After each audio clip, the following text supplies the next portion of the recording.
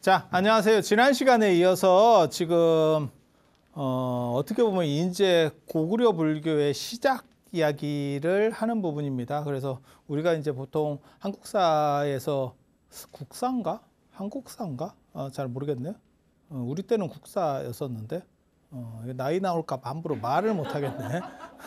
요즘은 한국사인가? 애를 키워봐야 알지.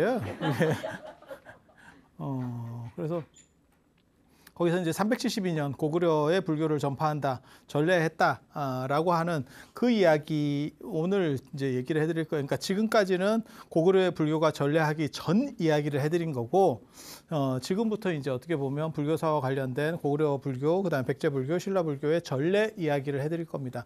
여기까지만 하고 그 뒤부터는 그냥 삼국유사 순서대로 할 거예요. 연도별로 그걸 다 정리하려면 귀찮아. 힘들어. 그리고 이게 모르는 것들이 많이 있어요. 그러니까 이 이야기만 있지 그게 확실하게 어느 시대 때 이야기인지 정확하지 않아요. 그래서 이제 막 섞여 들어갑니다. 그리고 이제 아도화상 하면 굉장히 사람들이 많이 들어본 사람이거든요. 그러니까 우리나라에서 절을 창건했다라고 하는 걸로 제일 많이 나오는 사람이 아도, 자장, 그 다음에 원효, 의상, 도선입니다. 여기서 도선은 신라말 고려 초의 왕건의 어떻게 보면 책사, 왕사 같은 역할을 했었던 그 풍수도선을 얘기하는 거고, 이분들이 제일 많이 창건과 관련해서 어떤 절을 뭐 어디에 시작됐대 이러면 그렇게 얘기가 나옵니다. 그런데 아도가 누군지 몰라요. 다른 분들은 다 족보가 있는 분이고 저는 아도가 사람이라고 생각을 안 하거든요. 그 충격적인 이야기. 그리고 아도 2인설, 아도 2명 아니야? 한 명으로 될 수가 없는데? 그리고 아도가 왜 유명한지를 모르겠습니다. 아도가 최초 전래자가 아닙니다. 백제불교는 마라난타가 전래한 거고, 처음 시작한 거고, 그 다음에 고구려 불교는 이게 보세요. 고구려는 전래자가 순도입니다. 순도. 그 다음에 백제는 마라난타. 신라는 누군지 아세요? 신라? 무코자입니다. 아도 없습니다. 아도 없습니다. 아도 없습니다. 그런데도 한국 불교 하면 제일 먼저 떠오르는 게 아도야. 그래서 아도가 원효, 의상, 그 다음에 자장, 도선과 더불어서 이 5강 체제를 형성한다는 게 좀 이해하기 힘든 그런 부분이 있어요. 그래서 그런 이야기들을 섞어서 조금 해드릴 수 있게 하겠습니다. 자, 보면 순도조려라고, 순도라고 하는 사람이 고구려라고도 하고 고려라고도 해요. 나중에는 고려라는 표현도 나오는 걸로 봐서 국호를 고려라고 약간 이렇게 섞었었나? 라고 할 정도로, 그래서 그 고려가 나중에 그 뒤에 고려가 되는 거예요. 그렇게 생각하시면 돼요. 그래서 고구려를 계승해서 고려. 그리고 실제로 고구려도 고려라고 썼었다더라. 그래서, 그런 표현들이 나와요. 그래서, 순도조려라고 하는 거는 순도가 고구려에서 시작했다. 불교를 시작했다. 이런 뜻이에요. 첫 시작을 열었다. 그리고 나중에 이제 백제 같은 경우도 보면 난타가 벽제 열었다는 뜻이거든요. 백제 불교를 열었다. 이렇게. 그래서 거기 보면 고구려 불교 시작이 372년 뭐 이거는 나오는 거고, 그다음에 전진의 부견이 보냈대. 전진의 부견 예전에 중국 불교사 얘기할 때 참 안타까운 사람. 비수의 전투에서 80만 대군이 밀리면서 어이없게 사현한테 깨져서 천하통일을 하려고 했었던 그런 안타까운 그런 거죠. 그러니까 당대에 내가 통일까지 하겠다. 사실 그 조금만 한 스텝 늦췄으면 통일왕조를 열 수도 있었던, 그리고 저 사람은 굉장히 불교적인 사람이고 구마라즙을 모셔오려고 했었던 사람이기도 하고, 그 다음에 고구려에 너네도 불교 믿어봐 이러면서 했었다는 아주 대단한 사람인데 결국은 골로 갔다는 인생 참 그렇지. 그래서 한 스텝 쉬어야 될 때 한 스텝을 밀어붙였지. 그게 저 양반의 마지막 실수. 그리고 그 전쟁에서도 그때 제가 진 사건도 얘기했었잖아요. 80만 대군이어서 밟으면 이길 수 있는 게임도 안 되는 상황이었는데 저쪽에서 야 우리 한타 싸움 하게 잠깐만 군대를 밀어봐. 그래서 잠깐 뒤로 약간 빼고 있었는데 그게 앞이 지는 바람에 우리가 후퇴한다라고 약을 팔아서 상대방이 소문을 내서 서로 아비규환이 돼서 통제가 안 돼서 결국 몰락해버렸다. 너무 좀 희한한 거죠. 그러니까 저도 황후 예전에 그 황후가 명성을 떨칠 때 그 초안지나 이런 데 보면 나오는 게 있거든요. 황후의 팽성 전투라고 진짜 그거 게임도 안 되는 상황을 저 누구야 유방에 그때도 한 80만 대군인가 60만 대군인가 막 됐을 거예요. 그거 막 박살을 내버리죠. 몇만 가지고 조져버리죠. 다 그렇게. 그게 이제 황후가 역발산 기세기 하면서 막 쫙 이렇게 명성이 올라가는 우리가 황후 장사 우리가 어떻게 보면 대표적으로 힘쓰는 사람 하면 힘쓰고 약간 떨어지는 사람으로는 황후와 동탁. 황후와 동탁이 이게 박혀 있는 이유 중에 하나가 그거죠. 그러니까 전투 능력으로는 이게 만렙입니다. 그리고 나중에 이제 이번 시간에는 아마 못할 것 같지만 나중에 기회가 되면 한국에도 그런 사람이 한 명 있죠. 그게 척준경이라고 공유 선생입니다. 도깨비의 공유 선생이 척준경의 후신이었습니다. 기억납니까? 잘 떠올리면 걔가 공유였어. 그게 척준경이야. 그때 막 이렇게 칼싸움 하면서 막 나오잖아요. 그게 척준경이에요. 그래서 어떻게 보면 우리나라에서 신라 시대에서 최고는 김유신, 하늘로부터 검을 받은 우리 김유신 장군이 있고, 그 다음에 고려를 대표해서 몰라 그 척준경은 난 잘 모르겠어요. 사실 정확하게 잘 모르겠어요. 근데 요즘 들어서 뜬 게 척준경. 우리 어렸을 때는 척준경 별로 이렇게 했었는데 척준경 갑자기 떠오른. 우리는 뭐 강감찬 귀주대첩 뭐 이런 거 했었잖아요. 아니 기억 안 나요? 그래서 뭐 우리나라 3대 대첩 뭐 이렇게 해가지고 뭐 이런 얘기 했었는데 그 전진의 부견이 순도를 보냈죠. 순도를 보냈죠. 사신과 더불어서 그러니까 정상적인 외교 사절과 같이 보낸 거예요. 그러니까 굉장히 신심 있는 사람이었구나라는 걸 알 수 있죠. 그러니까 그냥 전도승이 그냥 이렇게 온 게 아니고 국가에서 공식으로 보내준 거예요. 이렇게 그 당시에는 북쪽이 있고 남쪽이 있었잖아요. 그게 이제 위신남북조니까. 그래서 북쪽에는 이렇게 이제 해가지고 여기에 이제 전진이 있는 거고 이 남쪽에는 이제 동진이 있는 거죠. 네, 동진. 그래서 여기 보면 아도가 왔다 하는데 아도는 374년에 옵니다. 두 번째. 그리고 그 사람은 어디서 오냐? 동진에서 와요. 진에서 왔다라고 하는데 그 진은 저기서는 동진일 겁니다. 그러니까 남쪽에서 이렇게 전진은 아니지. 글자가 달라요. 그래서 그렇게 되는 거고 그래서 저기서 아도가 등장을 해요.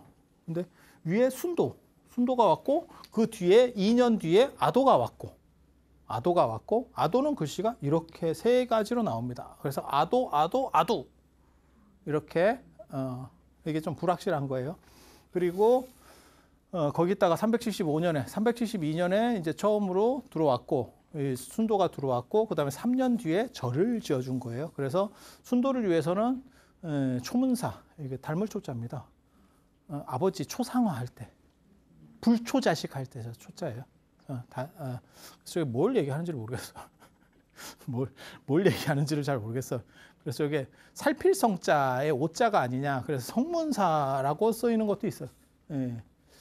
살필성자는 좀 이해가 되는데 이게 초는 조금 이게 아구가 하나도 안 맞는데 뭐 이렇게. 예. 그래서 그 절을 지었고 그 다음에 이불란사라는 걸 창건을 해서 아도를 주석하게 했다. 뭐 이렇게 기록 그렇게 나옵니다. 끝입니다. 별거 없습니다. 이게 답니다. 그리고 제가 말씀드리려고 하는 거는 순도. 사람 이름으로 보이세요? 순도, 아도, 무코자. 이 신라의 불교를 전했던 이 무코자 뭐냐면 이게 검은 금묵자흑 할 때 그 묵이에요. 검은 껌타. 호는 오랑캐라는 뜻입니다. 이 호자하고 제가 얘기했잖아요. 저 호자하고 이 호자하고 이 양자가 있다고. 그래서 이 호는 내륙 쪽에서 들어오는 어떤 외래 문화나 아니면 외국인을 호라 그래. 그러니까 중앙아시아라든지 안 그러면 저 북방 유목민이라든지 안 그러면 실크로드 쪽에서 오는 사람은 호예요. 호. 그래서 제가 전에도 그런 얘기 해드렸잖아요. 뭐 오랑캐 고추 이러면 호추. 그러다가 후추. 호박. 그러니까 우리 박이 있고 저게 오랑캐 박. 그래서 저걸 오랑캐라고 쓰는데 이제 문제는 육로로 오는 거는 보통 호자를 붙이고 바다 건너서 오는 거는 양자를 써요. 그래서 양배추, 양상추, 뭐 양말, 호자 들어가면 호주머니, 뭐 이런 식으로 호자 들어가는 팀이 있고 양자 들어가는 팀이 있는데 둘 다 외래문화고 특징은 호자가 들어가면 내륙으로서 넘어왔다. 이렇게 생각하시면 되고 양자가 들어가면 바다를 건너서 넘어왔다. 이게 태평양, 대서양, 인도양 할 때 그 양자거든요. 그래서 그렇게 하는데 나중에는 저것도 혼재돼서 쓰입니다. 치문이라는 게 있어요. 검은색 문. 그건 뭐냐면 불교를 얘기할 때. 그래서 스님들이 처음에 전통적인 교육을 받을 때 치문경훈이라고 하는 걸 배웁니다. 그게 치문이 승려의 그러니까는 불교라고 하는 거예요. 그래서 예전에는 이렇게 검은 묵자나 검을 치자를 쓰면 이거는 승복, 승려를 나타내는 거예요. 승려. 그리고 왜 회색이 되냐면 원래는 먹물 가지고 염색을 하면 원래는 시커매져요. 시커매지고 계속 이제 빨수록 점점 회색이 되고 나중에는 흰색 가까이 됩니다. 이게 요즘은 색을 이렇게 염색을 하면 안정적이어서 이게 색이 많이 남는데 예전에는 빨면 금방 색이 유실이 돼요. 천연 염색 해보신 분 아셔요. 그렇게 해서 유실이 돼서 어느 정도 이게 이 정도 색이 나오면 다시 염색을 합니다. 검은색으로 이렇게. 그래서 이거는 뭐냐면 승려라는 뜻입니다. 이거는 검은 옷을 입은 외국 사람 선생. 그러니까는 지식인인 거예요. 저 사람은 뭔가를 알아. 그러니까 선교사 비슷하다고 생각하시면 돼요. 그러니까 뭔가를 좀 아는 사람인데 외국 사람이고 그 다음에 검은 옷을 입고 있어. 이 얘기예요. 그러니까 사람 이름이 아니에요. 사람 이름 아니에요. 누군지 모르는 거야. 있긴 있어. 하지만 그 사람 이름 몰라. 순도도 이름이 아니라고 저는 생각을 합니다. 도에 수순했다는 얘기거든. 불교야말로 진정한 도. 이런 뜻이에요. 저게 사람 이름인가? 물론 이름일 수도 있겠죠. 아도, 순도, 그 같은 돌림자 아니에요? 도자 돌림? 저 사형제간인가? 글쎄, 그렇게 될 것 같지 않은데 절대. 오는데도 다르고 이제 문제가 생기는 거예요. 그래서 순도도 저는 사실 어떻게 보면 불교를 편 사람 정도의 의미로서 이해를 하지 사람 이름이라고 생각하지 않습니다. 그러니까 사람 이름은 끊어진 거예요. 정확한 구체적인 이름은 끊어진 거고 사건만 남은 거죠. 그래서 한자들이 그런 거 많아요. 의외로. 그래서 우리 전에 제가 한자만 그런 거 아니네. 저 인도도 마찬가지지. 수자타. 부처님께 우유 공양을 올렸던 수자타 깨닫기 전에 수자타가 선생이라니까 선을 생하는 여자, 선생여예요. 그 사람 이름 아닙니다. 누군지 모릅니다.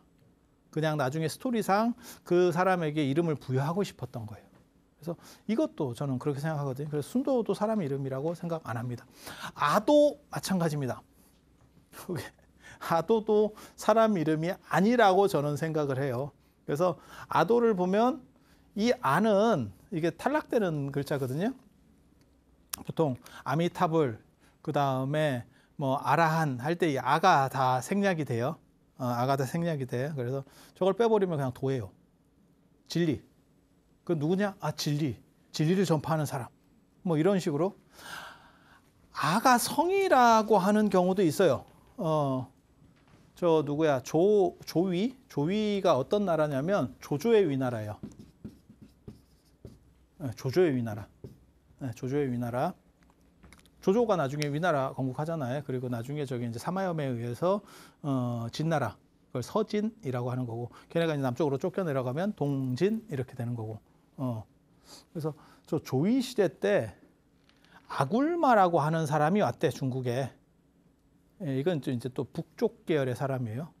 그렇게 해서 고도령이라고 하는 고구려 여자하고 이렇게 하는 관계 속에서 나온 애가 저 아도다. 그래서 성이 아씨다.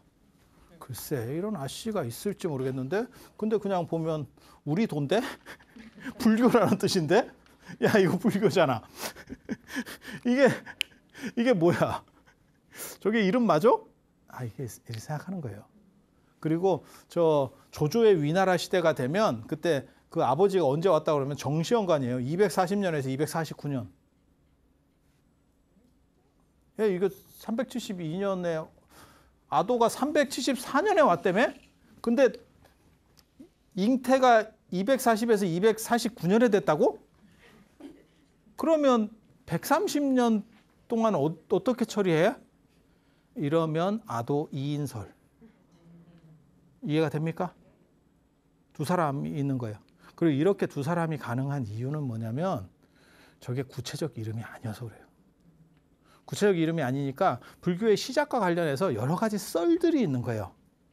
그러니까 지금은 우리가 생각할 때 단군 하면 우리 시조 이렇게 생각하지만 실제로 아마 이련이나 이승유가 제왕후기 쓸 때까지만 하더라도 여러 시조설들이 있었을 거예요. 그중에 우리가 몇 개를 알죠. 해모수라든지 뭐 이런 것들을 알고 있죠. 지금도. 근데 더 많았을 거예요. 그거를 단군으로 통합시키는 작업들을 한 거거든요. 그래서 그러다 보면 무슨 일이 벌어지냐면 여러 가지를 이렇게 섞어서 넣는 거죠. 섞어서 넣는 거예요. 그러면 그냥 비슷하면 합쳐버려. 그러면 저렇게 어긋나는 자료들이 나옵니다. 그리고 그게 구체성이 아주 뚜렷하면 못 합쳐요. 그런데 그냥 불교를 시작한 분이래. 이런 식으로 나오면 합치기가 좋죠. 그래서 연대가 다른 두 자료가 존재하고 있는 거예요. 하나는 이때래. 그 다음에 하나는 이때래. 374년이래.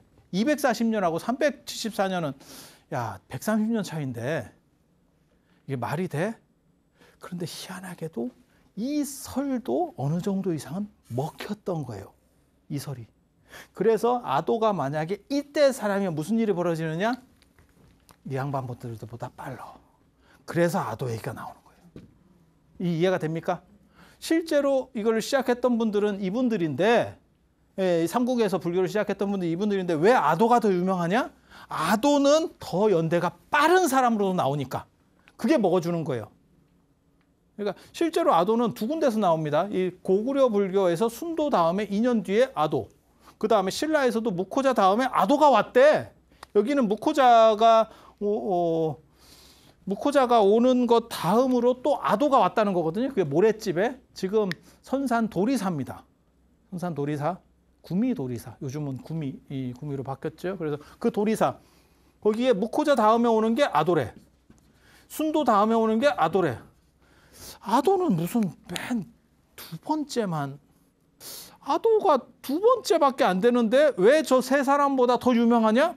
아도에게는 그것보다 연대가 더 빠른 어떠한 흐름이 존재하고 있는 거예요. 그래서 그게 섞이는 바람에 아도가 마치 한국 불교의 시조인 것처럼 그리고 그 속성 때문에 정통성을 가지려고 하는 절들에서 아도가 불투명한 인물인데도 불구하고 계속 아도가 창건했어요.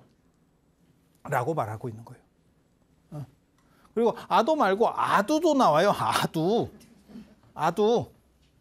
이게 이제 머리라는 뜻이거든요. 머리. 이 글자는 이게 존재 하나만 하는 글자라고 그랬잖아요. 이게 그러면 이게 머리라는 얘기는 뭐예요? 시작이라는 뜻이에요. 시작. 대가리라고 대가리. 시작했다고. 그러니까 아도는 불교의 시조와 같은 그러한 흐름 속에서 이름이 명명된 사람이에요. 그래서 저게 사람 이름이라는 생각은 잘 안 합니다. 그러니까 구체적 사람 이름. 그러니까 실존하지 않았느냐? 실존했겠죠. 누군가는. 우리나라도 마찬가지겠죠. 우리나라 한국에 이슬람을 전파한 사람도 누군가 있을 거예요. 역사에 남은 사람이 있고 역사에 안 남은 사람도 있겠죠. 아니 그렇지 않을까? 불교도 어떻게 보면 이런 분들보다 더 옛날에 왔던 사람도 있을 수 있어요. 사신 따라서 안 오고 그냥 야매로 잠깐 온 거죠. 그게 왜? 가능성이 있는 얘기예요. 불교가 중국으로 전파될 때도 제가 그런 얘기 해드렸잖아요. 그냥 상인들을 통해서 오는 루트가 있었다. 그거는 통계가 안 잡힌다. 통계가 안 잡힌다. 상인 따라서 오는 거예요. 내가 원래 불교를 믿고 있었는데 내가 미국을 가. 그래서 내가 미국에서 어느 정도 이상의 경제력을 해가지고 부를 쌓았어. 그리고 나는 여기 이 지점에서 잘 못 나갈 것 같아. 그러면 어떻게 되냐면 스님을 초청해 올 수 있는 거죠, 내가. 그게 왜 이상해? 그냥 상식적으로 봤을 때 가능한 얘기잖아요. 그래서 그런 쪽의 불교들이 존재한다니까요. 그래서 기록에는 안 남아있지만 그런 식의 흐름들이 있고 사람들은 그걸 봤겠죠. 저 사람 뭐야? 야, 저거 뭔데 검은 옷 입고, 야, 이게 머리를, 저거 뭐야, 저거? 지금도 이게 머리 미는 게 좀 약간 이런데 조선시대 때 밀잖아요? 진짜 희한한 겁니다. 모두가 상투를 틀 때 시원해. 시원해. 되게 재밌어. 되게 재밌어요. 맨 처음에 이걸 시간을 되돌려가지고 맨 처음에 이 헤어스타일을 이 동아시아에서 처음 봤다고 생각해봐. 그리고 걔는 검은 옷을 입고 있어. 야, 저거 뭐야? 야, 저거 뭐야? 이런 식으로 하는 거죠. 그게 우호적으로 하는 사람은 우리 도의 시작자들이야. 불교의 시작자들이야. 라고 말하고 있는 거고, 이거는 뭐냐면 그게 현지인들이 부른 어떻게 보면 용어라고 볼 수 있는 거죠. 검은 옷 입은 오랑캐. 그런데 아는 소리를 해. 그래서 선생이야. 지식인이야. 문자도 알고 뭐 하는데 뭐 이게 그리고 저 사람들은 특징이 뭐냐면 대화가 안 통해. 왜 외국에서 왔거든. 그래서 뭐 이렇게 하는데 그게 이제 우리가 국력이 좋고 막 이러면 외국에서 오면 약간 낮춰볼 수 있는 쪽으로 가고, 그러니까 미국 같은 경우는 미국이 나라가 이렇게 세니까 한국 사람들 가면 어저께도 누구랑 그런 얘기 했는데 유색인종 같은 경우를 많이 낮춰보거든요. 그러니까 흑인보다도 미치고 이 유색인종이 흑인보다도 미치고 저 멕시코 이런 애들도 우습게 본다는 거예요. 아니 진짜 그쪽에 들어간 지가 늦으니까. 그리고 우리는 대부분 또 노동자로 맨 처음에 들어갔죠. 아니 그렇잖아요. 그러니까 그런 인식도 존재하는 거거든요. 그래서 그런 쪽으로 인식이 박히게 되는 거고, 만약에 그걸 믿는 집단 안에서는 어떻게 보면 굉장히 대단한 신지식인이 되는 거죠. 그러니까 선교사 생각하시면 돼요. 구한말이나 이런 데 들어온 선교사들, 그 사람들은 지식인 대우를 또 해준다니까. 그리고 더 강력한 나라에서 왔지. 더 좋은 문화를 가지고, 그러니까 뭐 망원경, 자명종 뭐 이런 거 갖고 오면 환장하지. 망원경 하나 들이밀면 눈 돌아갈 것 같지 않아? 그리고 이 사람들은 대부분 선교의 수단으로 과학을 활용했죠. 그래서 역법 이런 거, 마테오 리치 뭐 이런 거 보면 다 이게 천문 이런 거 하거든요. 중국에서도. 그래서 그런 걸로 어필하고 거기에 이제 종교를 패키지로 넣는 거죠. 종교만 믿어 이러면 내가 왜? 이런 식으로 나오니까 진짜 망원경 한번 보여주면 눈 돌아갈 것 같은데. 내가 조선에 약간 별 볼 일 없는 이런 그냥 일반인이었고, 근데 야, 너 이거 망원경 한번 볼래? 그러면 야, 이제 이렇게 나오는 거 아니요?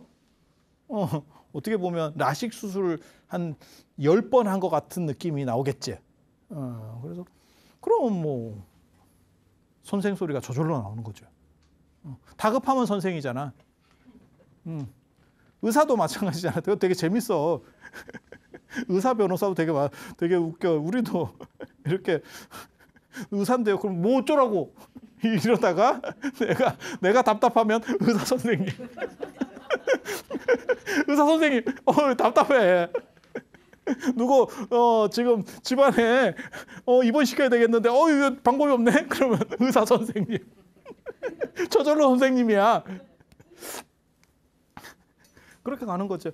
그래서 이런 부분들에 대해서 생각해 볼 점들이 좀 있겠다. 그리고 순도하고 저 아도는 다른 계열이었던 것 같아요. 지금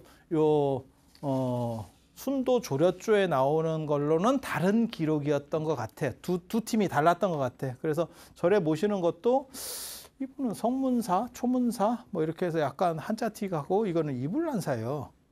이거 분명히 좀 어떻게 보면 약간 외국스러운 이름인데 지금.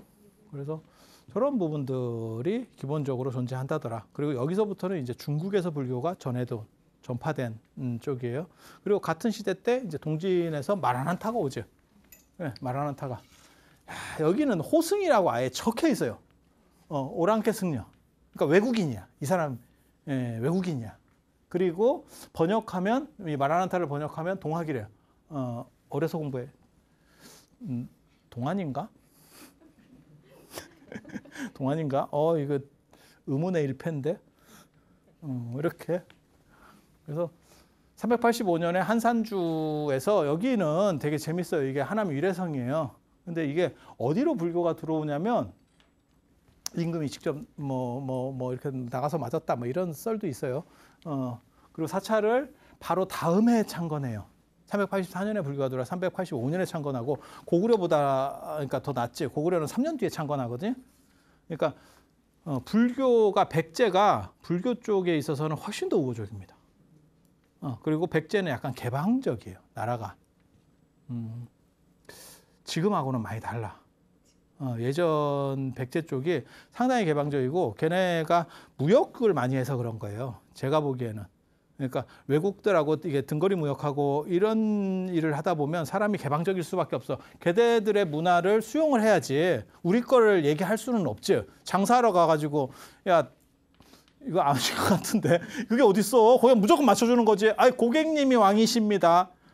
하지만 저한테는 호구입니다. 이렇게 하는 거잖아. 왕 겸 호구지. 이렇게 같이 가는 거지. 그래서 그때 불교가 어디로 들어오냐면 법성포로 들어왔다는 거죠. 그래서 법성이에요. 불법이 성했다, 이루어졌다. 라고 해서 그 영광이잖아, 지금. 그러니까 그게 동진에서 들어와서 그래요. 동진에서는 그쪽으로 해로가 열려 있기 때문에 그쪽으로 들어와서 법성포가 되는 거. 거기 지금 현재 백제불교 도래지 유적이 있습니다. 그리고 거기에 이제 나중에 이 얘기까지 할 수 있는가 모르겠다. 이자겸 아십니까? 이자겸의 난. 국사 시간에 이자겸의 난 나오는데 이자겸이 인주 이씨로서 외척 중에는 최고 외척입니다. 저 인종의 엄마가 이자겸의 딸입니다. 둘째 딸입니다. 그러니까 여기서는 좀 적어야 돼요. 이게 좀 여러분 헷갈릴 수 있어서 그러니까는 인종이라고 하는 임금 17대 임금 이 임금의 엄마가 이자겸의 딸이야. 그러니까는 손자지. 외손자지. 그런데 이게 이제 둘째 딸이거든요. 셋째하고 넷째 딸은 인종의 부인이에요.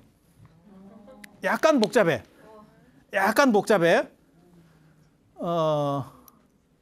이모랑 살지. 계산상으로 이모랑 살지. 그리고 이자겸을 부르기가 약간 애매하지.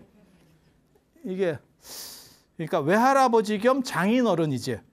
뭐를 더 앞세워야 될지는 잘 모르겠고 아무튼 아니 이게 나쁜 거는 아니에요. 이거는 종래혼 할 때는 혈통 중심일 때는 다 이렇게 했어요. 그러니까 통일신라도 이렇게 했고 고려도 이런 경우들이 있었고 우리 제일 이제 문제가 됐었던 게 전 세계에서 어떻게 보면 가장 명문가 저짓하다가 망한 게 있잖아요. 합스부르크 왕가. 아시잖아요. 그 종래혼 하다가 나중에 기형아 돼가지고 턱 이렇게 커지고 결국 다 후손 단절이죠. 그냥 어떻게 보면 자연 거세. 누가 낳지 마라고도 안 했는데 안 되는 거죠. 그렇게 해서 끝났잖아. 그 집안이. 합스부르크 왕가가 어떻게 보면 유럽에서 제일 유명한 왕가 아니에요? 그렇게 다 끝났잖아요. 웃기게 됐잖아요. 그러니까 이상하게 생각하시면 안 돼. 지금 유교 관점에서 봐서 이상하게 생각하면 혈통 중심이다라고 하는 걸 생각을 해야 돼요. 그리고 그게 전 세계적으로 훨씬 더 보편 타당성을 가지고 있어요. 유교 같은 경우는 굉장히 특이한 게 저는 동아시아가 유교 때문에 발전했다라고 하는 부분을 분명히 인정하거든요. 근데 결혼 제도에 있어서 굉장히 재밌는 룰을 하는 거야. 다른 성씨를 무조건 데려오게 돼 있어요. 유교는. 같은 성씨는 안 되죠. 동성동본 금지잖아.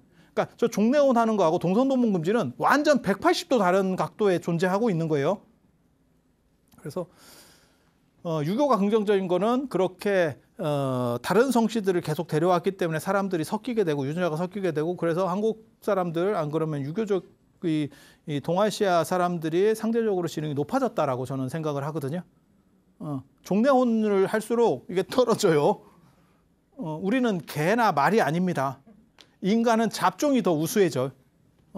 그래서 그게 이제 유교가 굉장히 긍정적으로 끼쳤다라고 하는데 전 세계적으로 아무튼 혈통을 중시하는 데서는 저게 종례혼을 해야지 저렇게 막 외부성을 계속 드릴 수가 없어요.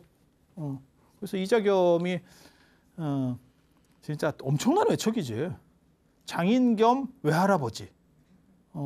그렇게 해서 인종이 왕 될 때도 이자겸이 봐줬고, 이렇게 해서 뭐 했다는 거잖아요. 그렇게 했는데 인종이 이제 너무 잔소리를 들으니까 조광조 증후군이라고 하세요. 너무 잔소리를 자꾸 하니까 에라이씨 죽여야지 이렇게 했는데 저거 진짜 재밌는 사건이야. 이자겸은 난을 일으키지 않았어. 되게 재밌는 사건이야. 왕이 짜증이 나가지고 왕이 먼저 공격을 했어. 근데 왕이 실패를 한 거예요. 이자겸을 못 이긴 거예요. 그래서 이자겸 집에 쟤를 유폐를 시켰어. 인종을 집에다가 가둬버렸다니까. 자기 집에다가. 너 일로 와 씨 이래가지고 가뒀어. 이자겸에게 누가 있었냐면 그 전설적 무장 촉준경이 있었다니까. 그 사건이 거기서 터지는 거예요. 그래서 인종이 먼저 공격했는데 자기 세력을 가지고 저거 아무리 할아버지고 뭐고 아유 잔소리 듣기 싫어가지고 이래가지고 쓰려고 했는데 촉준경이 나서면서 야씨 이러면서 싹 정리를 했어. 되게 재밌는 사건이에요. 그래서 이자겸은 난을 일으킨 게 아니고 저쪽에서 공격한 걸 막아냈더니 난이 됐어. 이자겸은 난을 일으킨 게 아니야. 이 사건이 되게 재밌어. 그러니까 내가 왕을 어떻게 해야겠다가 아니고 나는 왕보다 이미 권력이 높아. 그래서 충분히 만족하고 있었는데 왕이 나를 제거하려다가 지가 지풀에 자빠져가지고 나는 내가 윤배시킨 상황이 됐어. 나를 죽이려고 하니까 이걸 냅둘 수가 없잖아. 집에다 가둬놨어. 이렇게. 그렇게 가둬놨. 그게 이자겸의 난이거든요. 그래서 인종이 죽을까 봐 선의하겠다 이랬는데 나는 안 받겠다. 또 양심적이에요. 그런 거는. 내가 보기에는 안 받겠다. 그리고 그 당시에 뭐가 있었냐면 18자가 왕이 된다라는 얘기가 있어요. 이게 발음이 조금 그래서 그러는데 결국은 나중에 조선시대 때 왕이 됐지. 18자가 이씨예요. 18자. 18자가 왕이 된다. 라는 썰이 그때부터 있었던 거야. 그때부터 있었던 거야. 그렇게 해서 결국 뭐 이자겸이 이렇게 뭐 생각도 있고, 그러니까 그 조광조 사건하고 내가 보기엔 거의 비슷해요. 조광조도 주초유양 뭐 어쩌고 하고 잔소리 더럽게 하다가 지가 죽고 이러더니. 근데 이자겸이 나중에 지게 되는 이유가 다 이겼는데 인종이 이렇게 자꾸 갇혀 있다 보니까 무슨 생각이 드냐면 저쪽 팀에 제일 센 놈이 누구지? 그래서 촉준경을 꼬드겨요. 그래서 촉준경이 인종 쪽으로부터 이해할 수 없는 사람입니다. 촉준경도 이해할 수 없는 사람. 촉준경이 인종 쪽으로 붙는 순간 인종이 이깁니다. 아니 갑자기 뒤집어졌어. 판세가 뒤집었어. 그래서 이자겸이 법성포로 유배가지. 법성포로 유배가 죽이진 않아. 이게 종례혼하는 사람들의 특징이 생각보다 잘 안 죽입니다. 저런 상황 같으면 보통 조선은 무조건주의거든요. 그래서 법성포로 유배를 가고 그리고 결국은 그 척준경은 나중에 인종한테 이거 됩니다. 토사구팽 당합니다. 그렇죠. 그 위험한데 저 자식 자꾸 배신하고 이러는데 저거 살려뒀다가 그러니까 또 이제 뒤집어져 가지고 결국 죽이거든요. 그러니까 척준경이 내가 보기엔 좀 이상해. 그러니까 도깨비가 되는가 봐. 뭐 모르겠어요. 그래서 그런 스토리들이 있는 거고 거기서 이제 굴비 먹다가 이거 너무 맛있는데 또 인종한테 보내줘요. 택배로 총알 배송 새벽 배송으로 이거는 새벽 배송으로 가야겠네. 신선 아닌데 굴비는 뭐 굳이 새벽 배송까지 안 해도 되겠는데 좀 있어도 될 것 같은데 그래서 아니 서로 죽이려고 하는데 택배를 보내. 그래서 인종이 먹어보니까 너무 맛있대. 그래서 이게 뭐요? 이랬더니 나는 너에게 굴하지 않는다. 굴비. 이게 무슨 이게 개그도 아니고 아니 이게 서로 죽고 죽이는 사람들의 관계인가 싶을 정도의 뭔가 이게 진짜예요. 이게 진짜 재밌는 사건이에요. 그래서 할아버지와 손자의 관계라고 할까, 뭐 장인과 사위의 관계라고 할까 이게 약간 웃겨. 그리고 되게 진짜 누구 말 맞다나 되게 어설퍼 둘 다. 아니 인종이 이기려고 그러면 그걸 딱 계산을 해가지고 한 방에 확 쳐야지. 선제 공격을 했는데 결국 졌고 그리고 자기 집에까지 잡아놓을 정도야. 그러면 이걸 어떻게 처리를 했어야지. 근데 그것도 처리를 안 해. 그러다가 자기는 또 굴비 먹고 오네. 굴비를 또 택배로 보내요. 그럼 나는 너한테 비굴하게 꾸물 수는 없다. 이게 뭐요? 이게 법성포예요. 법성포. 마라난타가 들어온 법성포. 그리고 이 마라난타와 관련해서 엄청난 논쟁이 터졌어요. 얼마 전에. 말 같지도 않은 건데 그것 때문에 이 얘기는 해도 되는 건 모르겠다. 또 이거 위험한 발언인데 종단의 어른들도 이제 간다라를 가고 지금 파키스탄입니다. 간다라를 가고 막 이랬었어요. 그게 왜 그러냐면 각훈이라고 하는 사람이 해동고승전을 썼는데 이게 1215년에 쓴 거예요. 그러니까 제법 믿을 만한 문건입니다. 조선시대 문건 이런 건 아니고 벌써 꽤 오래된 문건이잖아요. 거기에 보면 마라난타가 축건에서 왔다. 축건에서 중국으로 왔다라고 해요. 이 축건이 인도거든요. 천축.